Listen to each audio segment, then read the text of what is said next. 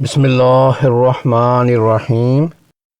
حروف ابجد میں سے 14 حروف قمری حروف کہلاتے ہیں۔ ان حروف کے مجموعہ میں سے اردو کا جملہ حق کا خوف عجب غم ہے بنتا ہے۔ ان حروف کی پہچان اس طرح کی جا سکتی ہے کہ ان کی ادائیگی کے لیے زبان اوپر کے داڑوں یا تالو سے نہیں لگتی۔ اس میں معرفہ یعنی پراپر ناؤن میں یہ مشدد نہیں ہوتے۔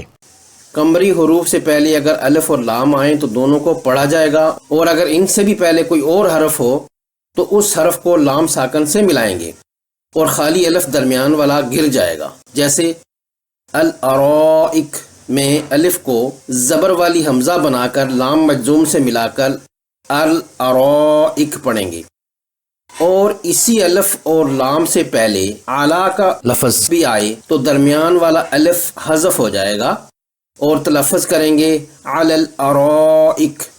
آئیے 2 مثالیں دیکھتے ہیں۔ قرآنی کلمہ الکتاب اردو مصحف میں ایسے درج ہوتا ہے، جبکہ یہی لفظ عثمانی مصحف میں اس طرح لکھا ملتا ہے۔ پڑھنے کے لیے ابتدا کی حمزۃ الوصل کو مفتوح کر کے الکتاب پڑھیں گے، اور اسی کلمہ سے پہلے اگر کوئی اور حرف جیسے واو ہو تو اسے والکتاب پڑھیں گے۔ اس طرح درمیانی حمزۃ الوصل حذف ہو جائے گی۔